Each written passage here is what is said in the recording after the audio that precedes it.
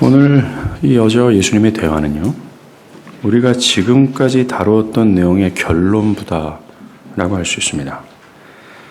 사도 요한은 이 결론 부분에서 어김없이 요한복음 20장 31절에 예수가 하나님의 아들 그리스도이심을 믿어 생명을 얻게 하려 합니다 라고 하는 이 책의 기록 목적을 다시 언급해요. 즉 요한은 우리가 본 4장에서 말하고자 한 결론이 바로 이것임을 강조하고 싶었던 겁니다. 즉 지금까지 예수님께서 사마리아 성에 들어가신 이유, 그리고 예수님과 이 여자가 다뤘던 수많은 핵심적인 모든 사안들의 결론이, 또한 요한이 그 모든 대화 중에서 말하고 싶었던 것이 바로 이거였다라는 거예요. 오늘날 교회 안에 있는 사람들은 이와 같은 주제를, 즉 예수가 그리스도다라는 주제를 사변적이며 따분한 신학적 가르침으로 취급할 정도로 이 기독교 신앙의 핵심에서 멀어져 있습니다. 그죠? 기독교 신앙이 내가 지금 하고 있는 일과 무슨 상관이 있는가, 또 나에게 어떤 도움이 되는가에만 관심이 있을 뿐입니다. 그래서 이런 주제가 자신의 삶에 직접적인 영향을 주는 것이 아니라고 느껴지기에 사실 이것이 기독교 신앙의 핵심이며 가장 실제적인 것임에도 불구하고 말이죠. 그런 사람들에겐 오늘 주제가 매우 사변적이고 딱딱하게 느껴질 것이 뻔합니다. 그러나 우리가 보고 있는 이 당시의 유대인과 사마리아인에게는 이 대화의 내용들이 결코 사변적이지 않았습니다. 도리어 그들에게는 오실 메시아, 이 그리스도에 대한 것이 그들의 인생과 더 나아가 국가적 차원에서 가장 중요하고도 실제적인 이슈였어요. 왜냐하면 이들에게 사회적, 정치적, 종교적, 심지어 개인적인 삶의 해방과 자유를 줄 메시아 그리스도는 매우 중요한 자리를 차지하고 있기 때문에 2000년 역사가 오실 메시아 그리스도에 대한 갈망이었다라고 해도 과언이 아니었다라는 거죠. 현재 로마 제국의 압제에 있던 그들에겐 더욱 이 사안은 중요한 이슈가 될 수밖에 없었습니다. 오늘 말씀을 우리가 들을 때 저와 여러분은 이들과 같은 심정으로 들어야 마땅해요. 아니, 더 귀를 기울여야 됩니다. 왜냐하면 유대인은 로마를 비롯한 여러 제국의 압제 속에서 자신들에게 해방과 자유를 줄 메시아를 고대했지만 우리는 그들보다 더 심각한 상황 가운데 처해 있기 때문에 그렇습니다. 어떤 상황입니까? 율법의 저주와 영원한 하나님으로부터 건져줄 메시아, 그 그리스도가 필요하기 때문에 그래요. 우리가 처한 실제적인 영적 현실을 안다면 우리에겐 오늘과 같은 주제처럼 중요한 것이 없을 거라는 겁니다. 유대인과 사마리아인들보다 말이죠. 더 나아가 이미 그리스도를 알고 믿고 있는 사람들이라면, 나 자신이 신자라면 이 주제처럼 삶의 위로와 힘이 되는 것이 없을 거라 저는 확신합니다. 볼게요. 자, 앞에서 예수님과 여자는 그 부정한 그녀의 죄와 그녀가 영원토록 목마르지 않은 생수가 필요하다라는 것을 주제로 대화를 나눴습니다. 여기에 부담을 가진 여자는 이 대화의 화두를 좀 바꿔보고자, 선생이요, 예루살렘에서 예배하는 게 맞습니까? 저 그림심산에서 예배하는 것이 맞습니까? 라고 하면서 그 예배 이야기의 화두를 바꿔버립니다. 그리고 이제 메시아가 오시는 것에 대해서까지 두 명의 대화가 흘러간 겁니다. 사마리아 여자가 앞에서 예수님과 대화했던 이 모든 내용들에 대해서 어느 정도 이해했는지는 모르지만 그녀는 예수께서 거론한 생수에 대해서, 영원히 목마르지 않은 생수, 그리고 하나님께서 참되게 받으시는 이 예배에 대한 말씀이 모두 메시아적 의미가 들어가 있다는 것을 알아차렸어요. 그래서 그런 종류의 문제들은 메시아가 오면 해결될 것이라는 취지에서 이렇게 답한 겁니다. 25절이죠. 예수가 이르되 메시아 곧 그리스도라 하는 이가 오실 줄을 내가 아노니 그가 오시면 모든 것을 우리에게 알려주시리이다 라고 말이죠. 여자는 메시아 곧 그리스도가 오실 것을 믿고 있었고 그를 갈망하고 있는 뉘앙스를 보입니다. 그러면서 오실 메시아가 누군지, 또 그가 무엇을 할 것인지를 화두로 던집니다. 구약에서 하나님을 섬기도록 특별하게 택함을 받은 사람을 기름 부음 받은 자, 구약적 히브리 용어로는 메시아라고 불렀어요.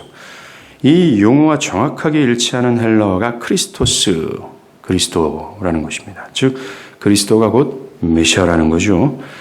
구약에서 기름을 붓는다라는 것은 하나님이 자신을 섬기도록 특별하게 택하여 구별한다라는 의식으로서 기름 부음을 받은 자들은 제사장, 선지자, 왕들이 있었습니다.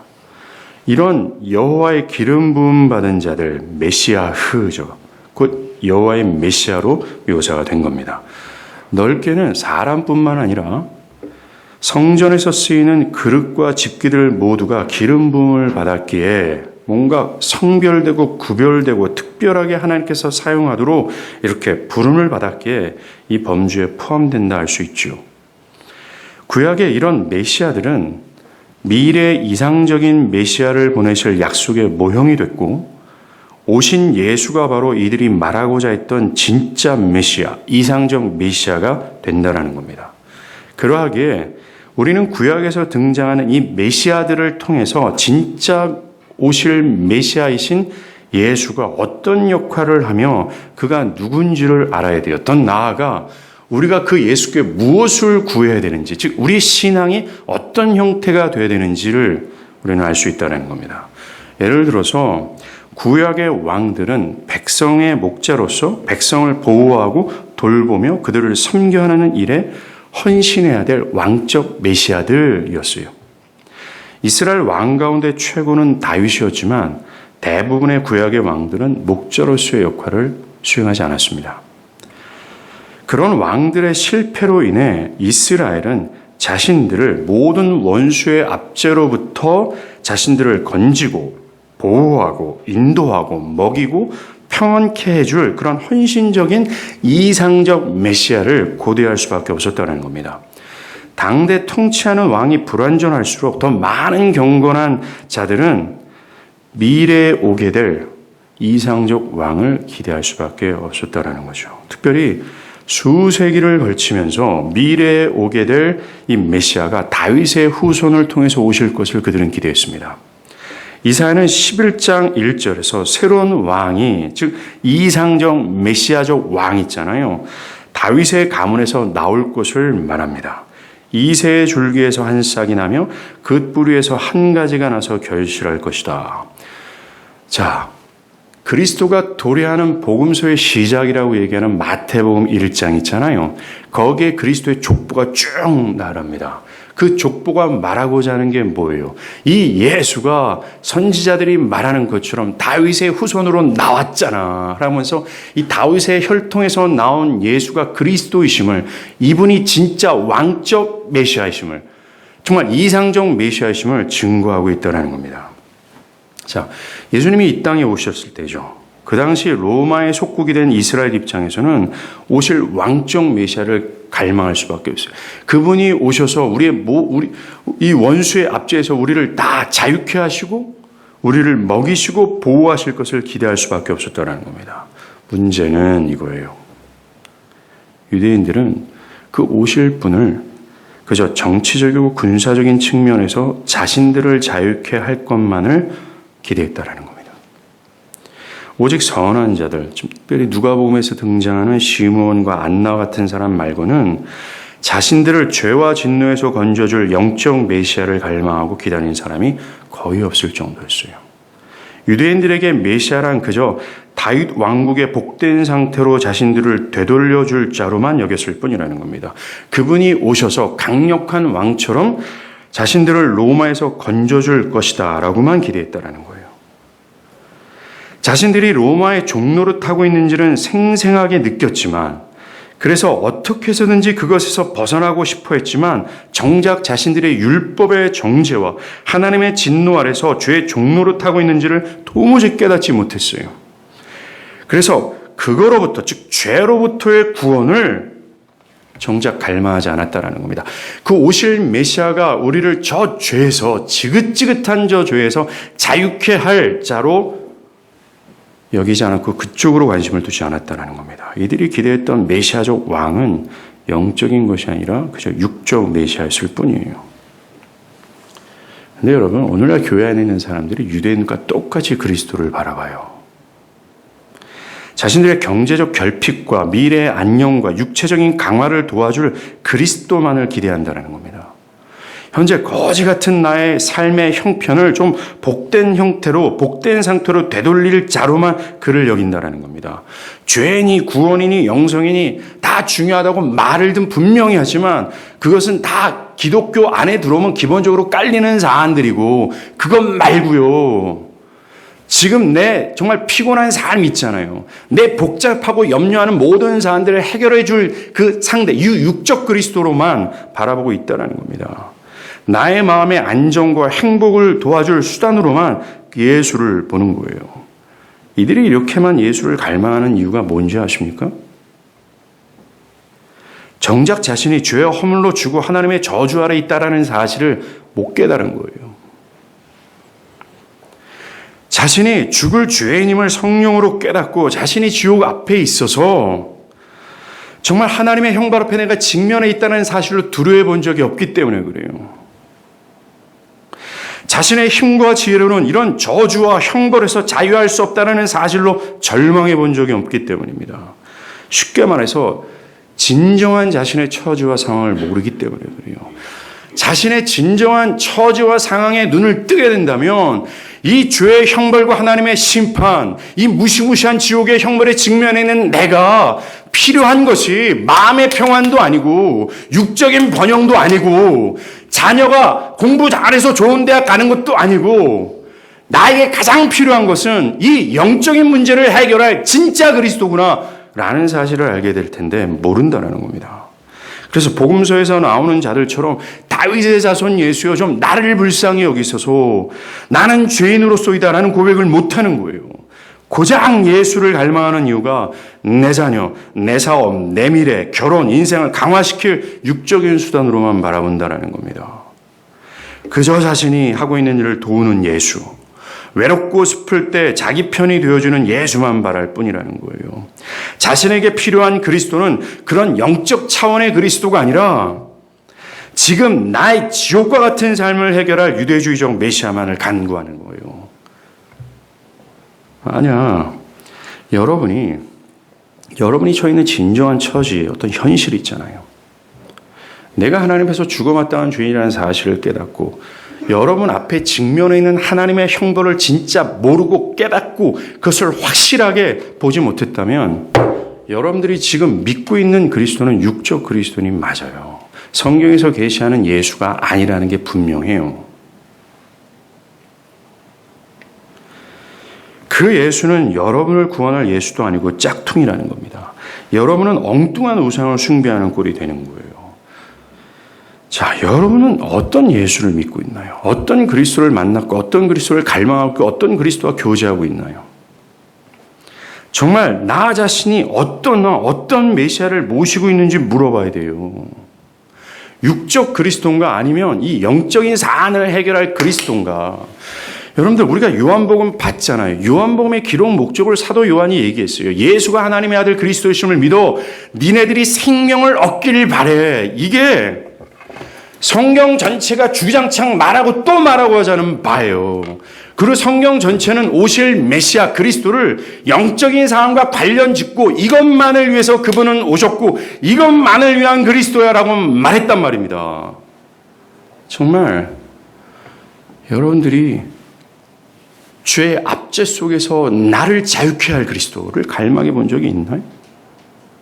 그래서 나를 이 죄의 압제 속에서 자유케 하셔서 그 진짜 생명을 주신 그 그리스도를 향하여 죽을 것 같은 기쁨을 여러분들 가지고 있냐라는 겁니다. 만약에 나 자신이 어떤 왕, 어떤 메시아를 모시고 있는가 물었을 때 그 답은 여러분이 진짜 기독교 신앙을 하고 있는가 아니면 다른 종교 안에 있는가를 알 수 있는 시금석이 될 겁니다. 그리고 두 번째 구약에서 기름 부음 받은 메시아 중 하나가 대제사장이었어요. 대제사장은 1년에 한 차례 속죄일이죠. 범죄한 이스라엘을 대표로 희생짐승의 피를 그릇에 담아 하나님이 계시는 지성소로가 속죄소에 그 피를 뿌려 이스라엘에게 하나님이 죄사함과 의롭다 하심을 주셨다라고 선언하는 매우 중요한 역할을 했습니다. 이것이 대제사장적 메시아의 사명이었다라는 거예요. 이처럼 대제사장은 죄로 인해 하나님께 못 나가는 이스라엘을 대표로 그들을 거룩하신 하나님께로 인도하는 책임이 있는 메시아였다는 겁니다. 그러나 대제사장도 제사를 집도하기 위해서는 추가적으로 정결의식을 했을 수밖에 없어요. 왜냐하면 그는 부정한 자로서의 대제사장이었기 때문에 그렇습니다. 이런 규례는 대제사장도 죄가 있다는 불완전한 메시아라는 사실을 말해주고 있다는 거죠.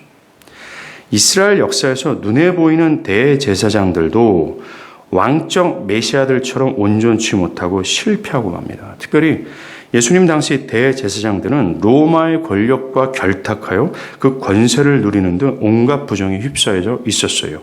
이런 거짓 대제사장적 메시아들로 인해 예배는 형식적인 것이 되었고 이스라엘의 신앙도 또한 그저 예배와 제사의 형식을 따르면 그만이라는 생각을 하게 됐죠.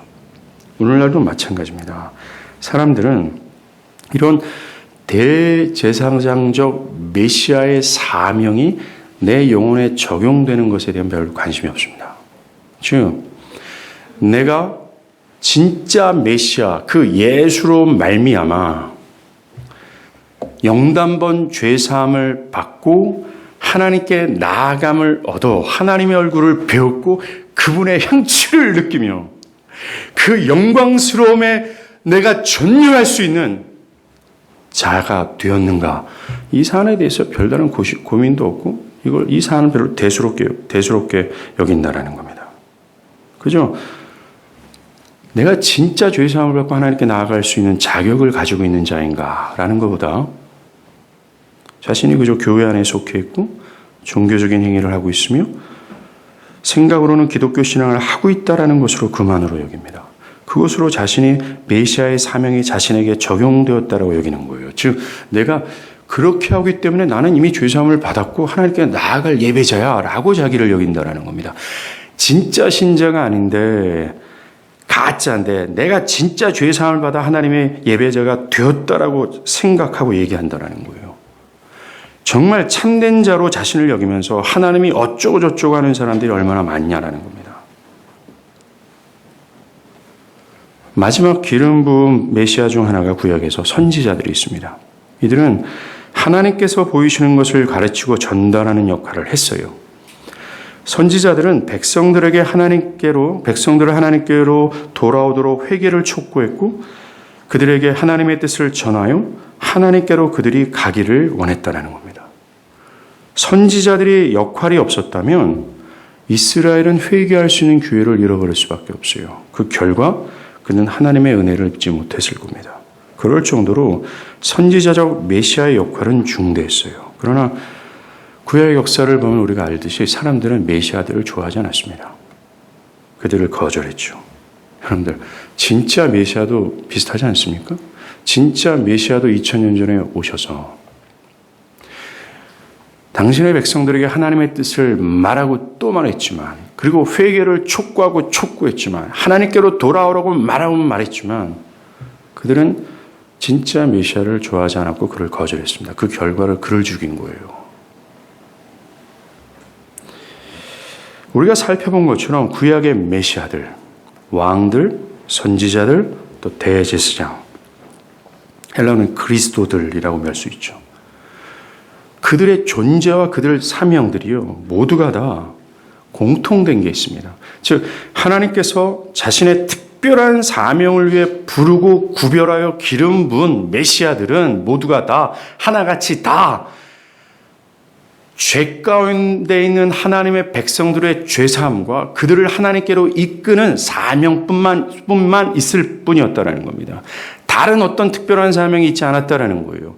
어떤 육적인 요소 있잖아요. 유대인들이 지금 요구하고 있는 거, 정치적이든 군사적이든 어떤 도덕적이든 심지어 각 개인의 삶의 풍요를 가져다주는 그런 사명으로 그 메시아들을 부른 적이 한 번도 없었다라는 거예요. 하나님 아버지께서는 하나님 아버지의 얼굴을 배웠고 그분과 친밀하게 교제하는 죄가 없는 상태, 완전 의로움의 상태였던 그 아담의 시절로 당신의 사랑하는 백성들을 이끌고자 그것을 하지 못하도록 만든 이 죄를 무산케 하고자 이 메시아들을 불렀고 기름을 분 거예요. 2000년의 역사 가운데 메시아들을 보내고 또 보냈지만 구약의 이스라엘 백성들은 자기네들이 죄사함을 받아야 될 존재라는 사실을 깨닫지 못하고 그저 그 메시아들, 이스라엘을 죄에서 구원하시기 위해서 메시아들을 보냈는데 그 보낸 것에 부응하는 마음도 전혀 없고 그저 나에게 떡만을 주세요.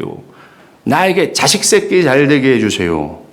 라는 것으로만 요구했다라는 겁니다. 그런데 이것이 오늘날 교회 안에 있는 사람들이 요구하는 그리스도고 하고 있는 행태의 신앙의 모습이라는 것입니다.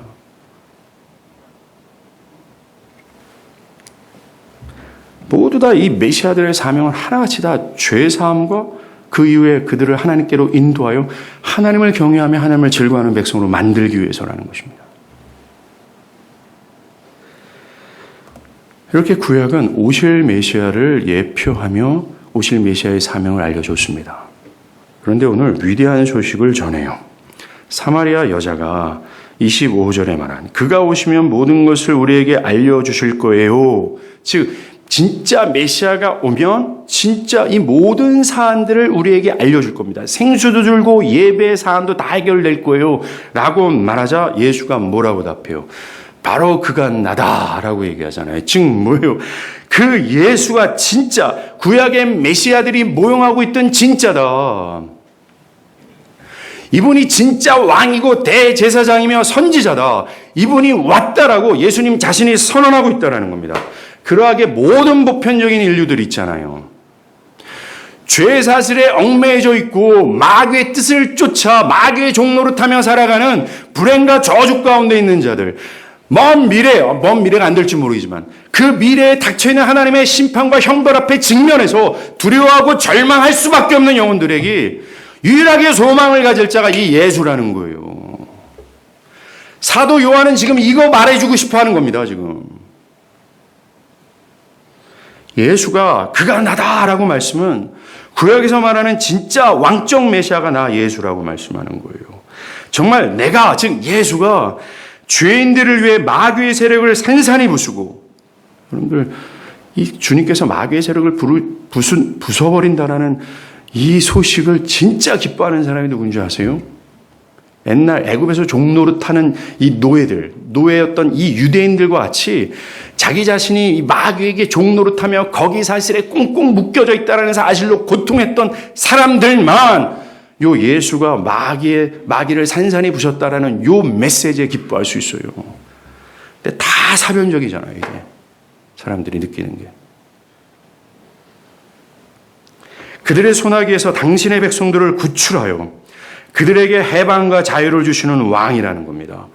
그리고 그들의 영적 생명의 위협으로부터 영원토록 그들을 보호하고 돌보며 섬기신다라는 거예요. 사랑하는 여러분, 지금 제가 방금 말씀드린 마귀의 세력을 산산히 부수시고 그의 손아귀에서 어쩔 수 없이 살아가는 그 불쌍하고 저주스러운 영혼들을 그 중에서 끄집어내신 그 그리스도의 사명을 성취한 방법이 뭔지 아세요? 그는 완력을 사용한 게 아니라 그의 고난과 죽음을 통해서 그 사역을 완수했어요. 즉 그들이 받아야 될 이 폭력적인 죽음, 그들이 지불해야 될 그 잔인 무닥한 그 어떤 고통스러운 모든 죄값의 형벌을 예수가 대신 받으셨다는 겁니다. 진정한 사랑과 겸손으로 자신의 왕적 메시아직을 성취한 거예요. 왕으로 오신 예수의 사명이 이겁니다. 유대인이 생각한 것처럼 군사적이거나 정치적인 왕이 아니었어요. 이것이 바울 서신서에서 주장창 말하고 강조했던 말입니다. 뭐예요? 왕으로 오신 예수는 우리의 육적인 해방을 위해서 십자가에서 죽은 게 아니라 영적인 해방과 자유를 위해 십자가에서 그렇게 너덜너덜하게 걸렸다라고 얘기하고 있는 거예요. 여러분이 예수께 간구하는 요소가 이것이 돼야 돼요. 엉뚱한 것을 요구하는 것이 아니라 오신 메시아, 내가 메시아야. 그리고 그분은 그 메시아적 사명을 자신의 죽음을 통해서 성취했어요. 이제 우리는 그 왕 대신 예수께 뭔가를 구해야 돼요. 뭘 구해야 돼요? 예수가 주고자 했던 것, 하나님이 메시아들을 다 불러서 이스라엘 백성들에게 주고자 했던 걸 요구해야 되는 거잖아요. 뭐예요? 마귀의 손아귀에서 나를 해방하시소. 죄와 허물의 이 저주에서 나를 자유케 해 주시옵소서. 라는 걸 간구해야 되잖아요. 근데 왜 엉뚱한 걸 구해요? 복음서와 사도 바울이 썼던 대부분의 서신서가 말하고자 하는 게 이거예요. 예수는 이것 때문에 오셨다라고 얘기하고 이것만을 위해서 오셨다라고 얘기하는 겁니다. 그러하기에 여러분들이 교회를 다니고 있으면서 그 그리스도가 주시고자 하는 이 귀한 영생과 죄사함과 구원이라는 이 영적인 요소에 대해서 갈망과 무한한 관심이 없고 그저 교회 다니는 이유가 그냥 형식적이고 그렇게 이 사안이 아니라 육적인 사안이 원인이 된다면 여러분 교회를 잘못 다니고 있는 거예요. 수정하고 교화되어야 되는 겁니다. 이 기독교가 다른 종교랑 무슨 차이가 있어요? 맨날 아침마다 정화수 떠놓고 산신령께 비나이다 하는 것하고 맨날 하나님께 예배당에 나와서 유대인들처럼 정치적이고 군사적이고 육적인 하나님만 연락에 구하고 있다면 그것이 과연 하나님께서 구약의 메시아들을 다 소급하고 진짜 메시아된 자신의 아들을 주시면서 죽이시기까지 하셨겠냐라는 거예요. 만약에 우리가 죽기까지 그 메시아, 왕적 메시아의 사명을 성취하신 그리스도를 믿고 있다면 우리는 영원토록 그분을 섬기고 그분 안에서 거하여 안전을 도모하는 것이 마땅합니다. 그분을 진짜 믿는 사람들은 더 이상 돈, 명예, 사람 등등을 자신의 왕으로 섬기지 않는 자들이에요. 자신들의 스펙과 세상의 어떤 것이 자기를 진짜 보호하고 이끌고 섬기지 못한다는 사실을 너무나도 잘 알기 때문입니다. 그래서 요한계시록에 보면 이 왕을 따르는 자들이 이 땅에서 어떠한 삶을 살았는지를 보여줘요. 그리고 그들은 계시록은 이들이 이렇게 이 땅에서 살았기에 이곳에서 예배할 수 있게 되었어 라고 말해요. 찾아보죠. 계시록 7장입니다. 요한계시록 7장이에요.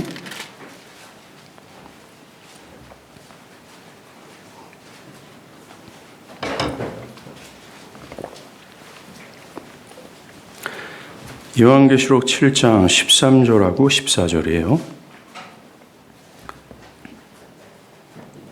제가 읽어드리겠습니다. 장로 중 하나가 응답하여 나에게 이르되 이 흰옷 입은 자들이 누구며 또 어디서 왔느냐? 이 흰옷 입은 자가 그 전에 쭉 기록되어 있죠. 구원을 받아 하나님의 보좌 앞에서 그분을 영원토록 예배하는 자들이에요. 신자들입니다. 그러자 14절에 요한이 말해요. 내가 말하기를 내 주여 당신이 아시나이다 하니 그가 나에게 이르되 이는 큰 환난에서 나오는 자들인데 어린 양의 피에 그 옷을 씻어 희게 하였느니라. 큰 환난에서 나왔다라고 얘기를 해요. 우리가 환난, 순교 이런 단어를 생각하면 자꾸만 2000년 전에로만 거슬러 올라가는데 안 그래요. 지금도 이 환난과 순교는 참된 신자가 날마다 직면하는 것입니다. 실제예요.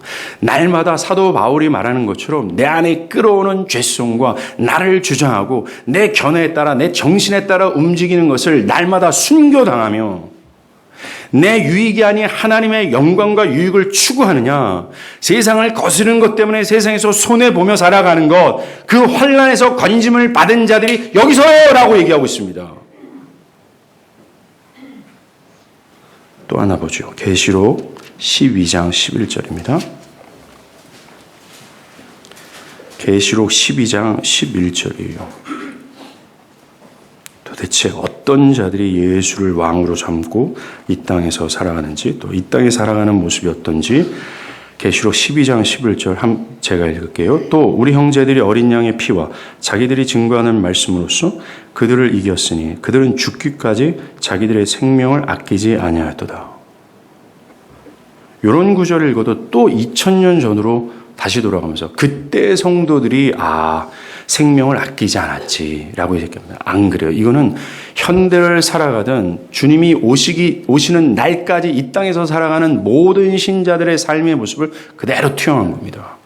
예, 맞아요. 죽기까지 생명을 아끼지 않았다라고 얘기합니다. 왜? 주를 따라가느냐고. 그 왕 대신 하나님께 순종하느냐 말이죠. 우리는 물질을 버는 것 때문에 주님을 따라가는 것을 중단하거나 중요한 시험과 학업을 앞두고서 주님을 따라가는 것을 쉽게 취소하거나 내 마음의 감정이 약간 꿀꿀하면 주님을 따라가는 것을 쉽게 중단해버립니다. 그런 자들이 저 하늘의 예배에 저 흰옷 입은 무리 가운데 못 들어간다고 얘기하고 있어요. 마지막으로 14장 4절과 5절입니다.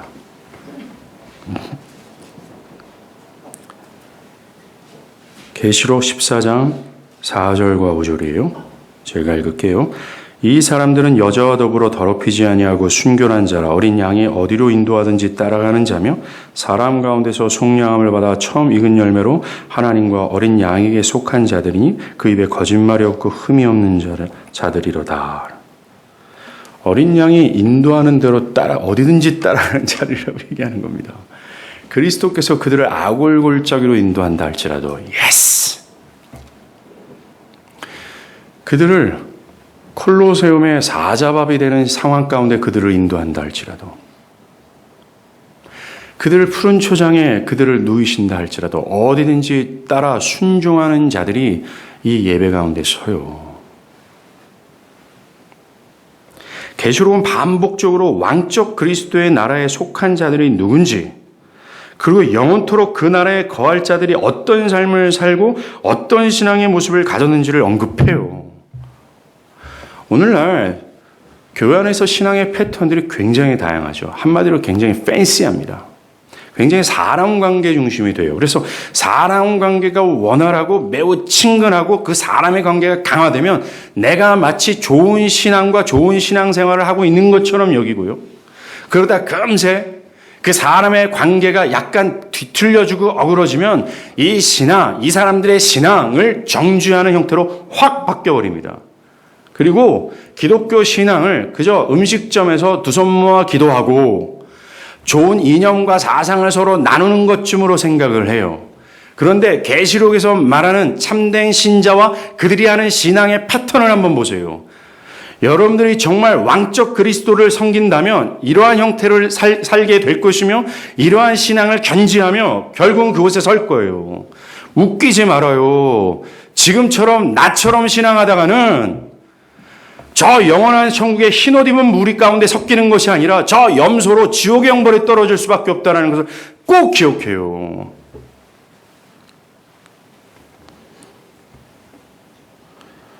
일주일 동안 힘들게 살았는데 교회 와가지고 지옥 얘기 듣고 이렇게 신앙하면 지옥 간다는 얘기를 어디서 듣겠습니까? 교회에서만 듣습니다.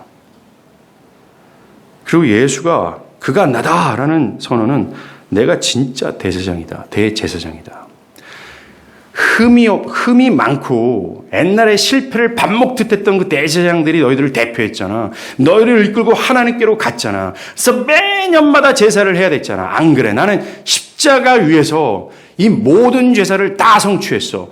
나를 대표로 하는 자들은 영단번 나를 믿는과 동시에 영원토록 죄를 사함받아 언제든지 나를 의지하면 하나님께 나아갈 수 있게 돼.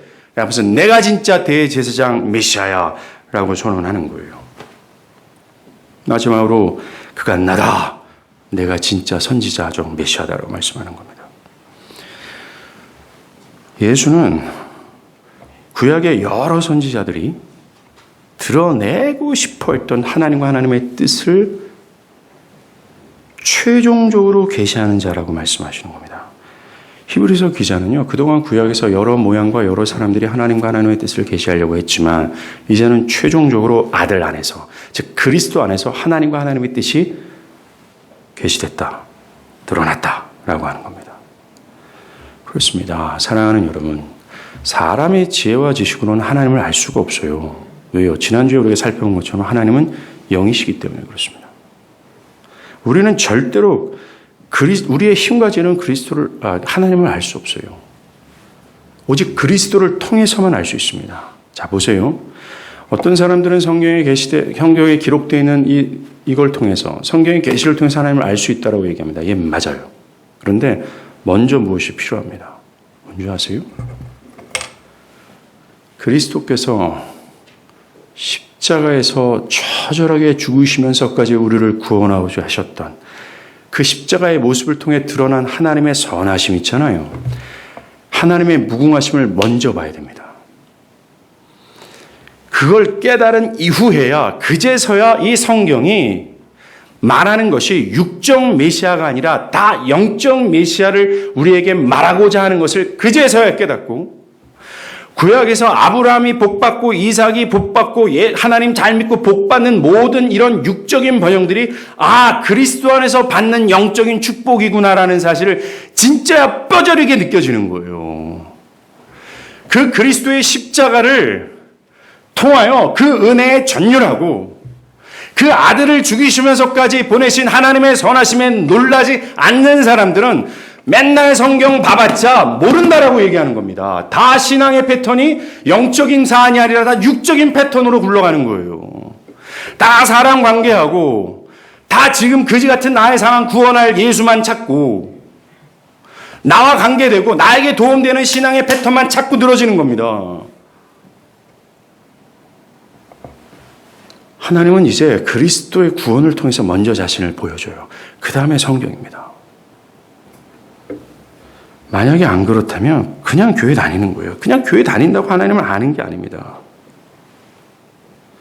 그 하나님을 모르니까 오늘 주제 같은 이런 핵심적인 사안들에 대해서도 뜬구름 잡는 것처럼 들을 수밖에 없어요. 맨날 듣고 싶어하는 것은 실생활과 연결되거나 나와 상관 있는 것처럼 느껴지는 이야기만 원한다라는 겁니다. 오늘 사마리아 여자가 25절에 말한 그가 오시면 모든 것을 우리에게 알려주실 것이다. 이 여자의 말 속에는요, 사마리아인들이 고대했던 두 번째 모세를 기대했다 할 수 있습니다. 사마리아인들은 오직 모세 오경만을 정경으로 봤어요. 그래서 이들은 신명기 18장에서 모세가 언급한 나와 같은 선지자 하나를 일으킬 거다라고 할 때 약속된 분을 두 번째 모세로서 메시아간 타헵으로 불렀습니다.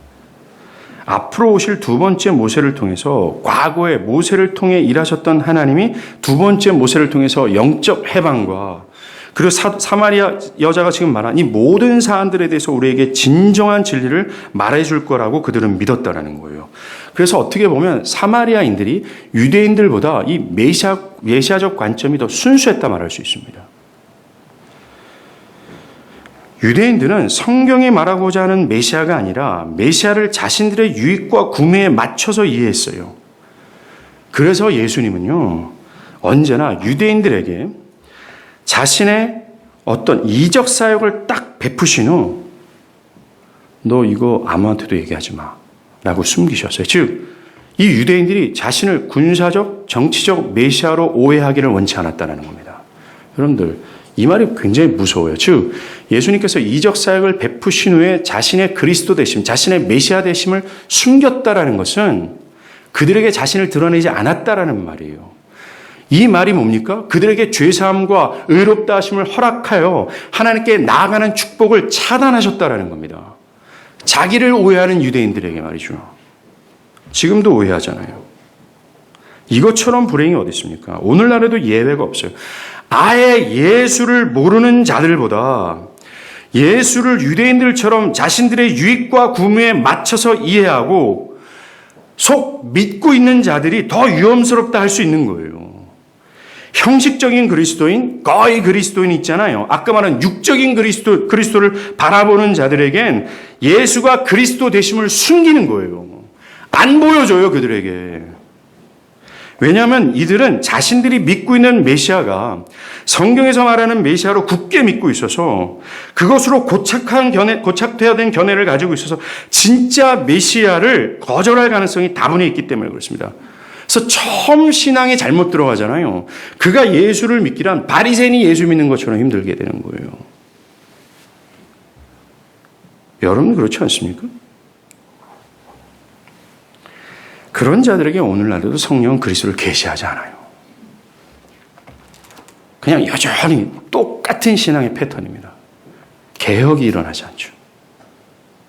그들은 교회 안에 있으나 그리스도가 아니라 다른 것에 열광합니다. 종교적인 행위, 교회 봉사, 사람들과의 관계, 그저 자신과 상관이 있는 것 등등에 이들은 진짜로 그리스도의 구속에 정말 그 은혜의 기쁨이 없어요. 그래서 자신의 전생애를 하나님께 드리고자 하는 것도 없습니다. 정말로 그리스도로 충분성을 갖지 않아요. 이것이야말로 불행 아닙니까? 구약에서 주어진 십계명을 보더라도요. 하나님은 하나님이 계시하시고 지시하신 범주 안에서만 하나님을 깨닫고 하나님이 요구하시는 신앙을 인정했어요. 각 개인의 임의대로 자신의 유익에 맞춰진 신앙과 개념들을 인정치 않았습니다. 근데 다 이게 난무하는 거예요.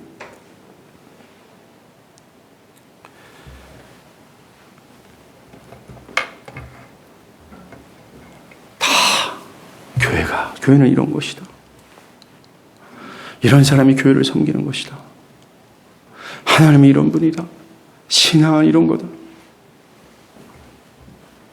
말도 안 되는 견해를 가지고 있는 것. 그 말도 안 되는 견해를 갖고 있으니까 그리스도께서 자신을 드러내도 나는 그런 그리스도 필요 없어요. 나는 내가 만든 그리스도를 따를 거예요. 라고 주장하고 있지 않습니까? 한마디로 교만입니다. 마음대로 판단하고 정죄하는 거죠. 회개해야 됩니다. 그리스도에 대한 기대도 마찬가지예요. 어떤 그리스도를 믿느냐, 어떤 그리스도를 따르느냐, 그 사람의 영생을 좌우하는 것 중요한 사항이에요. 우리의 신앙이 맥을 못 추는 이유가 뭔지 아십니까? 그냥 희마리가 없어요. 그 이유가 뭐예요? 진짜 신앙 대신 메시아를 모르기 때문에 그렇습니다. 오늘날 사람들은 신앙을 이스라엘 사람들처럼 개인적인 측면에서만 생각하는 것이 강해요. 그냥 나이고 나의 영혼에 유익한 것 정도만 관심을 기울일 뿐입니다. 나를 벗어난 것, 그것을 심지어 하나님이라 할지라도 별 관심이 없어요. 오늘 설교처럼 나와 상관없어 보이는 메시아 그리스도, 여기서 놀라지도 않고 저 따분할 뿐입니다. 자신들의 실생활이나 나의 심리나 삶에 직접적인 영향을 끼치는 것이 아니라면 기독교 신앙의 핵심이라 할지라도 매우 진부한 느낌을 받아요. 그래서 오늘도 똑같은 소리 하냐? 오실 이가 바로 그가, 이렇게 선언을 해도 놀라지 않고요. 그래서 나보러 어떡하라는 소리냐. 그것이 나의 지금의 삶과 무슨 상관이 있는데요? 라는 태도를 가지면서 나의 삶이 현재 얼마나 힘든 줄 아세요? 내가 얼마나 고민이 많은 줄 아세요? 라고 하면서 지금 나와 상관이 있는 얘기, 그 육적 메시아만 구할 뿐이라는 겁니다. 오늘처럼 그가 바로 나다 라고 할 때 그리스도를 마치 무명 연예인이 고백한 말처럼 듣고 있는 거죠.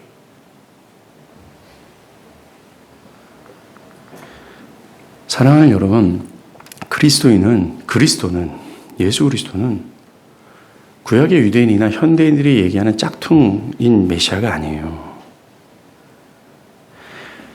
예수 그리스도를 주장하는 신약의 각 책들을 보십시오. 오신 메시아가 진짜 어떤 존재인지를 그들은 십자가의 죽음과 부활로 증명됐기 때문에 신약의 모든 저자들은 예수가 군사적이거나 정치적인 메시아가 아니라고 해석했어요. 오신 진짜 메시아는 영적 메시아다. 우리의 죄와 우리 죄에서의 구원과 해방을 위해 오신 것이다 라고요. 성경 전체는 이것만이다라고 주구장창 말합니다.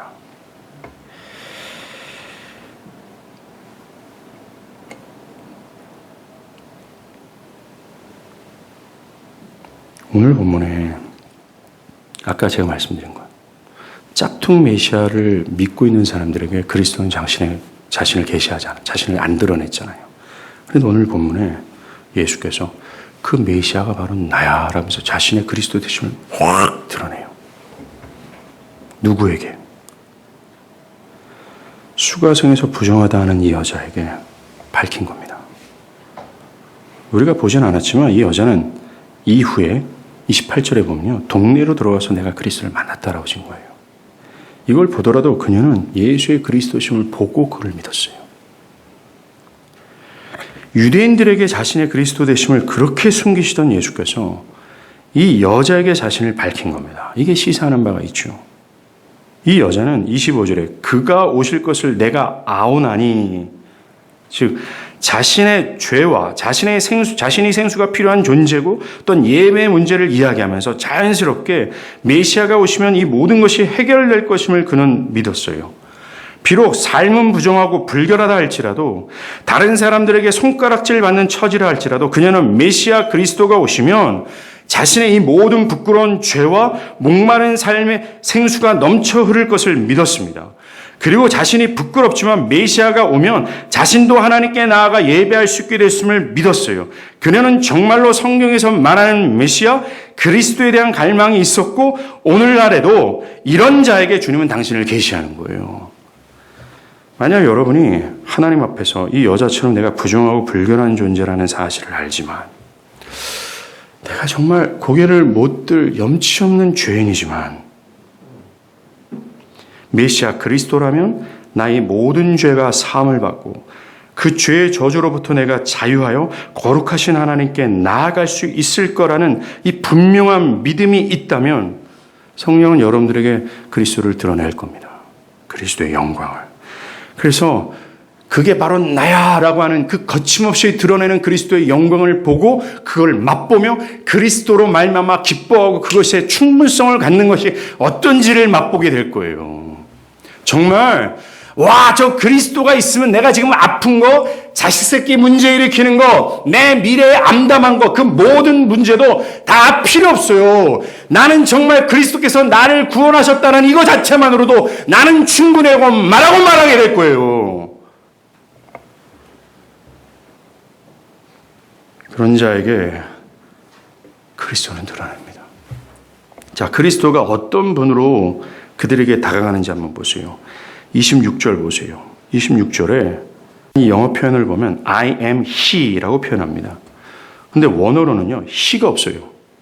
그냥 I am으로 표현됩니다. 이 I am은 헬라어로 에고 에이미예요. 이 에고 에이미는 오직 여호와 하나님을 표현하는 단어입니다. 영어로는 I am who I am, 즉 스스로 존재하는 분이라는 뜻이에요. 특별히 이 여호와라는 단어는요, 구약에서 언제 등장하냐면은 당신의 백성들의 심한 압제 속에 있을 때 그들을 구원할 하나님이며 그게 바로 나야 할 때 이 단어를 썼어요. 여호와라는 단어를. 그런데 오늘 그리스도를 믿고 있는 여자에게 예수는 내가 바로 여호와 에고 에이미야라고 얘기하고 있어요. 즉, 이 부정한 유대인들이 부정하고 불결하게 취급하는 사마리아에서 그 사마리아에서도 가장 부정하고 위선적인 수가성에서 그리고 이 수가성에서도 가장 부정하고 불결하고 손가락질을 당하는 이 모든 이 팔레스타인에서 가장 부정한 이 여자 이 죄의 사슬에 강력함에 묶고 있고 마귀에게 짓눌려 있는 그 여자가 죄사함을 받고 거룩한 자로 인정받기는 불가능해 보였단 말입니다. 그런데 예수가 얘기해요. 그게 나야. 즉 내가 에고 에이미야. 난 전능한 분이야. 너를 묶고 있는 죄악의 사슬을 내가 다 풀어젖히고 너를 억눌리는 저 모든 이 마귀의 세력들을 다 물리칠 수 있는 에고 에이미 여호와야 라고 얘기하는 거예요. 예, 맞아요. 여러분들이 믿음으로 정말 이 예수가 그리스도라는 이 구약이 계시하는 메시아로 그를 받아들이기를 원한다면 여러분들이 어떤 죄 가운데 있든지 어떤 죄를 저질렀든지 어떤 처지에 있든지 하나님 예수는 여러분들의 에고에미가 되는 거예요. 능히 여러분들을 건지실 뿐만 아니라 영원토록 여러분들의 영적인 생명에 위협을 가하는 그 어떤 요소에서 여러분들 능히 지킬 수 있는 에고에미가 되는 거예요. 이분을 찬양해야 되지 않겠습니까? 이분을 사랑해야 되지 않겠습니까? 그리고 이 성경에 계시하는 그리스도를 따라 믿어야 되지 않겠습니까? 바랍니다. 사마리아 수가성 여자가 구원을 받았다면 능히 이 세상에서 구원을 받지 못할 자가 없을 정도예요. 능히 그를 구원하신 그리스도라면 능히 나를 구원하실 거라는 사실을 깨닫고 그 에고 에이미 되신 여호와 그 그리스도를 진짜로 사랑하길 바라요. 기도하겠습니다.